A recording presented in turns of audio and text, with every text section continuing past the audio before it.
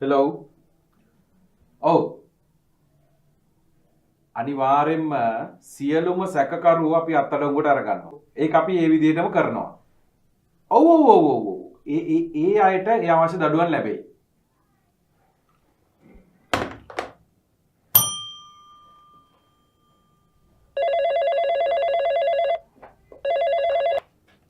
Hello මං කතා කරේ අර PC වීරසිංහයි තව දෙන්නෙක්ව අරන් ගිහිල්ලා අර හන්දිය අතනර මේ සැකකාරයෙක් ඉන්නවා. එහෙට මෙහෙට පැන. ඔව්. මිනිහව අරන් එන්න කට උත්තරයක් අරගන්න තියෙනවා. දැන් යන්න. මං කතා කරේ මේ හෙලෝ ඔව් එහෙමද? නෑ මම ඉක්මනට එනවා. ඕකේ.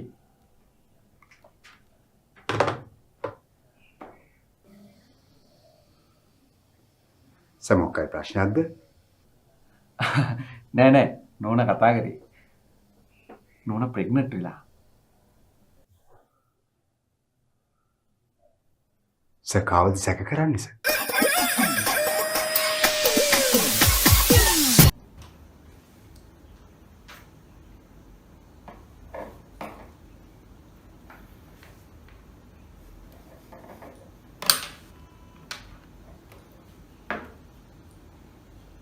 ඔය ජනට මගේ කාමරේට එන්න කියන්නේ ඔහොම.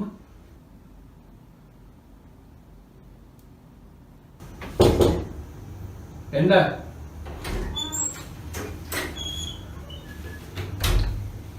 සර් මට එන්න කිව්වද? කොහෙද ගියේ? සර් කොණ්ඩේ කපා ගන්න ගියා සර්. දැන් ඔය ආයතන වෙලාවේ ඔව කරන එක හරියද? ඉතින් සර් ආයතන වෙලාවෙනේ කොණ්ඩේ වැවෙන්නේ. ඉතින් තමුගේ කොණ්ඩේ ඔක්කොම වැවුනේ ආයතන වෙලාවේ නෙවෙයිනේ. ඒක තමයි සර් මම කොණ්ඩේ ටිකක් කපාගෙන ආවේ.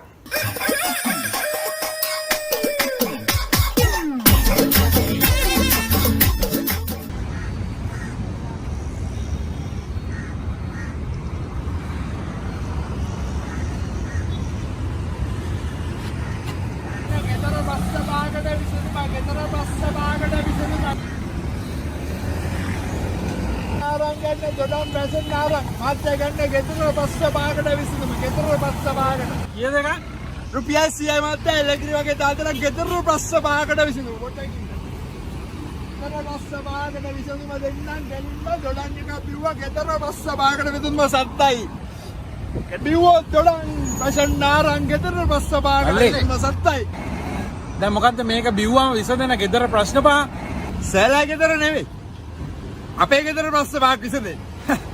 විසඳුමා ගෙදර ප්‍රශ්න පහකට විසඳුමා. දොඩම් බෙසෙන් නාරං.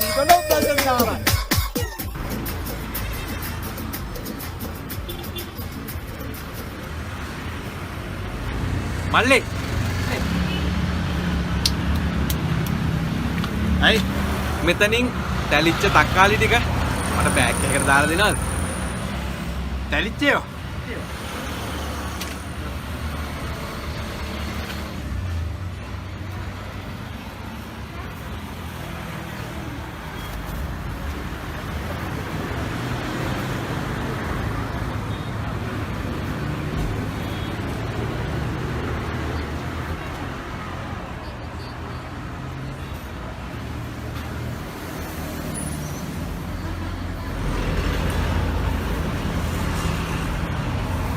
තැලිච්චන මෙච්චරයි තියෙන්නේ.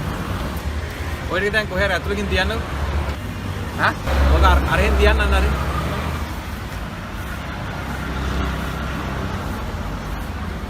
හරි.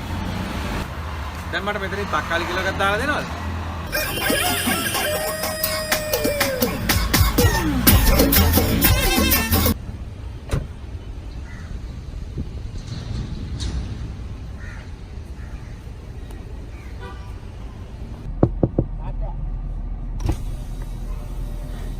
කීයක් හරි දෙන්නකෝ මාත්‍යා.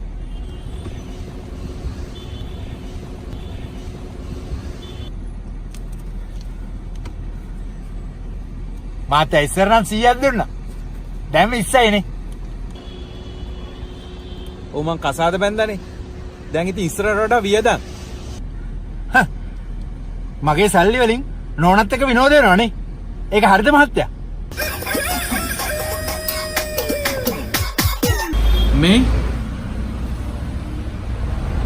දැන් මම බැලුවේ මෙයා අපි දෙන්න හොඳම යාළුවෝ දෙන්න ඈ අපි දෙන්නගේ මේ යාළුකම තව දුරටත් වර්ධනය කරගන්න.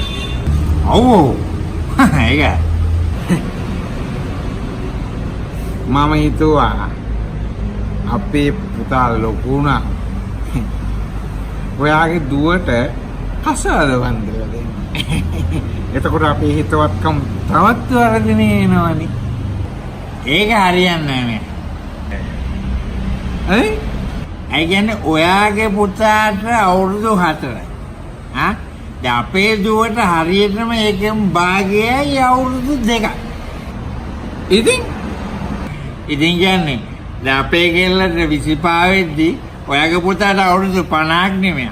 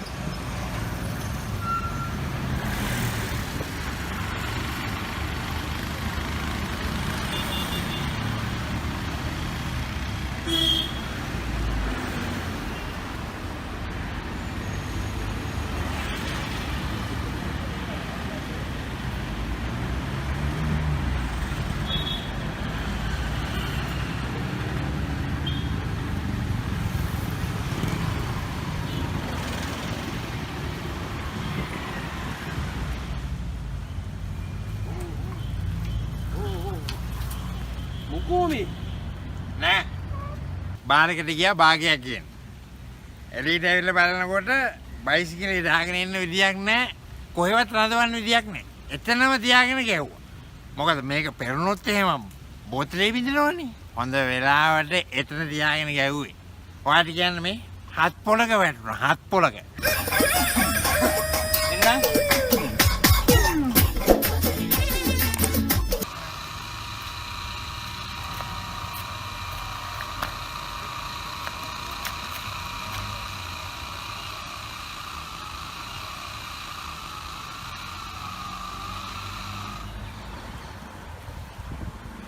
පාරමෙත් දෙක සිටවල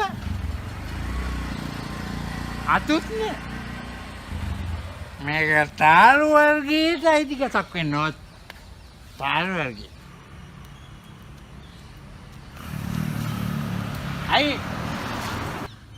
අයි මේ ගාම මොකද්ද? හොඳටම බීලා නේද? දැන් නැද්ද පොඩ්ඩක්? ඒක තමයි. ඔය කොන්ක්‍රීට් කොන්ක්‍රීට් අයියේ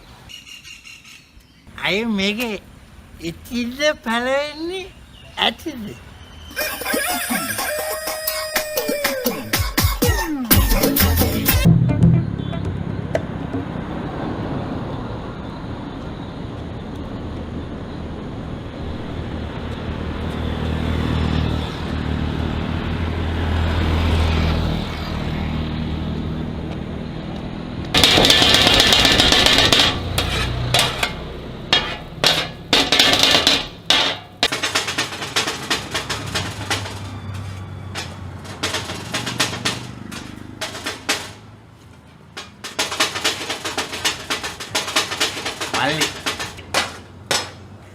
මට දෙන්න රයිස් එක. රයිස් දාන්න වෙලා යයි.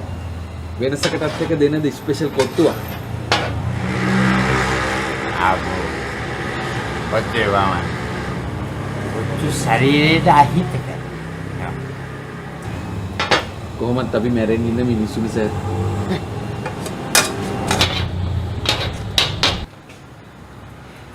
ඒ මිතලා තමයි මල්ලි මං හවසට පොඩි අඩියක් ගන්න. ඉතින් එහෙම හිතලා අද කොත්තුවක් කෑම මත් වෙනවද සර්? මල්ලි මට පණයන ඉවසන්න පුළුවන්. පණයන එක ඉවසන්න බෑ.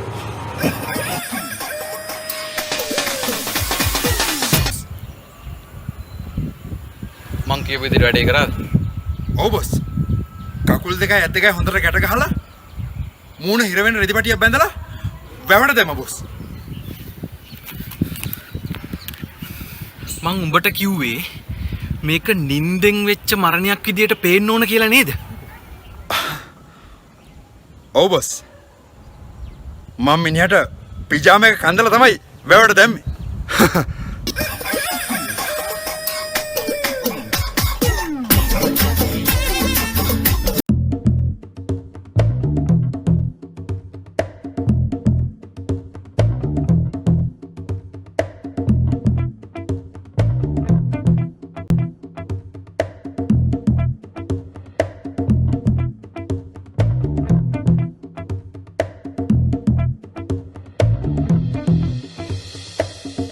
ඒයි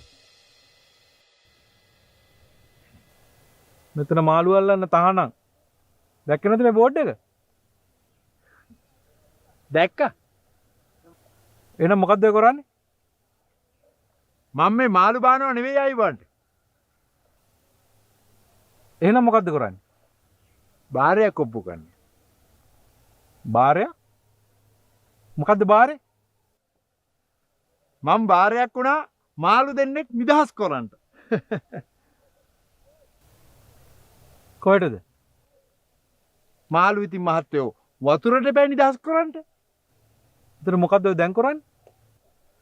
නිදහස් කරන්න අල්ලගෙන ඉන්න එපයි මහත්තයෝ. මාළු දෙන්න ඇල්ලුවා. නිදහස් කරා. මම බාරෙන් නිදහස් වුණා. අනේ